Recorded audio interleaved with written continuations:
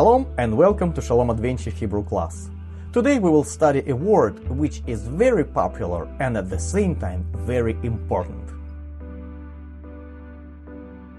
Our word contains 5 letters and 4 diacritic marks. Our letters are Yod, Sin, Reish, Aleph, and Lamed. This is Yod. It sounds Y, like a Y in yes. Under the Yod, you can see a diacritic mark. This is a Hebrew vowel. It is called Hirik and should be pronounced like an I in if. The next letter is Sin. It sounds S, like an S in sin. There are 2 small dots under the Sin which look like a colon. This is Sheva.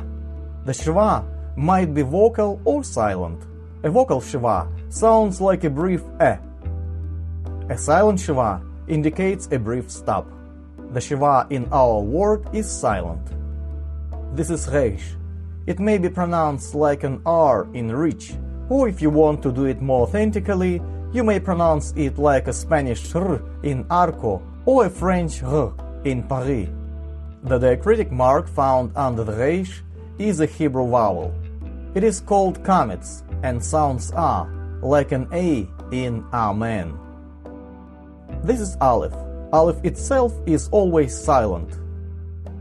Even though our Aleph is silent, it bears a diacritic mark or a vowel.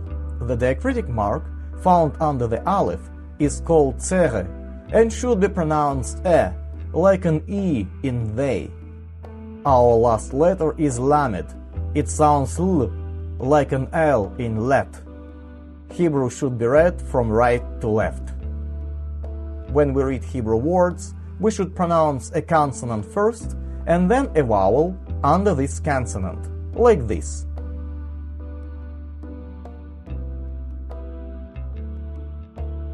Now, when we know all required letters, let us read the word. Israel. Israel. Israel is a proper name. It appears more than 2,500 times in the Hebrew Bible. The Bible explains the meaning of the word Israel. Jacob encountered God and struggled with him all night long. After that, he received his new name, Israel. God told Jacob, "Your name shall no longer be Jacob, but Israel, for you have struggled with God and with man and have prevailed." You have struggled derives from the root Sarah, which means to struggle. El means God. And consequently, Israel might mean he struggled with God. This amazing name, Israel, was not given only to Jacob. His descendants inherited this name. Initially, the phrase "the sons of Israel" was used to designate the family of the patriarch. And the sons of Israel came to buy grain among those who came, for the famine was in the land of Canaan. When the descendants of Jacob multiplied, all the nation was called sons of Israel. But the sons of Israel were fruitful and increased greatly and multiplied and became exceedingly strong, and the land was filled with them. Apostle Paul announces that since Yeshua's incarnation, the Gentiles got a special invitation to be brought near. At that time, you were separate from Messiah, alienated from the commonwealth of Israel, and strangers from the covenants of promise, having no hope and without God in the world. But now, in Messiah Yeshua, you who once were far off have been brought near by the blood of the Messiah.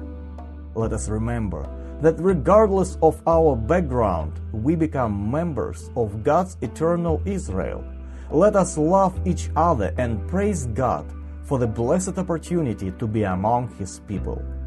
If you want to study more, visit shalomadventure.com and enjoy free Hebrew lessons.